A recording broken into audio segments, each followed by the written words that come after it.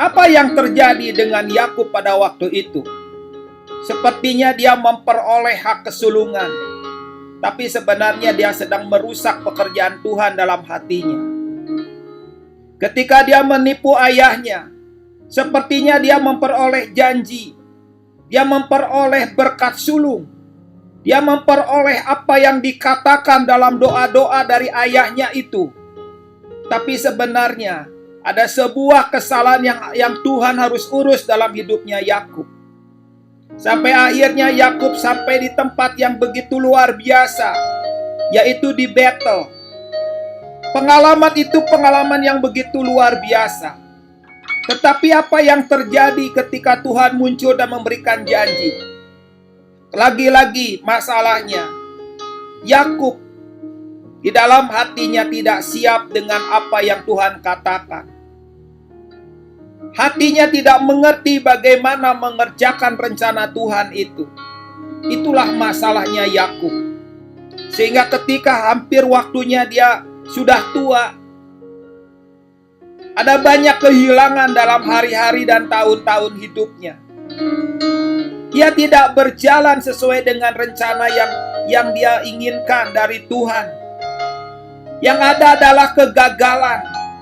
Yang ada adalah perjalanan yang sia-sia. Sampai akhirnya Yakub tahu bahwa apa yang dikejar harusnya dia letakkan di hadapan Tuhan.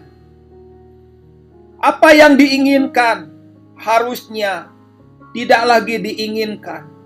Dalam pergulatan di Sungai Yabok, disitulah Yakub tahu bahwa persoalannya adalah dia yang berusaha untuk menguasai rencana Tuhan.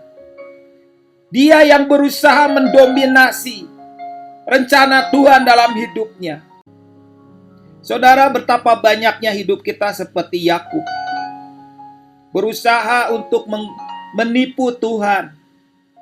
Berusaha untuk menipu banyak orang. Seolah-olah rencana Tuhan itu diatur, dikuasai. Dipaksa untuk mengikuti keinginannya. Dan pada saat itu saudara tahu bahwa apa saja yang dikerjakan kalau bukan Tuhan yang memimpinnya, sekalipun diawali dengan rencana Tuhan, maka yang ada adalah kegagalan dan kesia-siaan. Semuanya seperti air yang dikumpulkan setetes demi setetes, sampai gelas itu penuh. Setelah penuh, kita tahu itu bukan air yang murni, itu air yang kotor dan beracun. Maka semua yang kita kumpulkan itu harus kita buang. Dan kita harus mulai dari nol lagi. Kembali kepada titik awal, yaitu adalah memberikan hati kita kepada Tuhan. Biar kita mendapatkan setetes demi setetes dari Tuhan. Sampai yang namanya gelas itu penuh. Dan kita tahu perbedaan gelas yang penuh dari Tuhan dengan gelas yang penuh dengan diri kita sendiri. Kemampuan dan kemauan kita sendiri, kita tahu itu karena ujungnya berbeda. Sejak itulah Yakub tahu 15 tahun ketika dia ada di Mesir, dia melakukan pengejaran. Mata dia makin tertutup secara jasmani, tetapi mata rohnya terbuka. Ada orang seperti Yakub. Kesalahannya adalah apa? Dia menerima janji, tapi tidak pernah tahu cara menggenapinya. Dan dia berusaha menggenapinya dengan caranya sendiri. Dia melakukannya dengan kekuatannya sendiri. Berbeda dengan Yusuf anaknya. Yusuf menerima janji, tetapi dia tahu bagaimana dia menggenapi janji itu.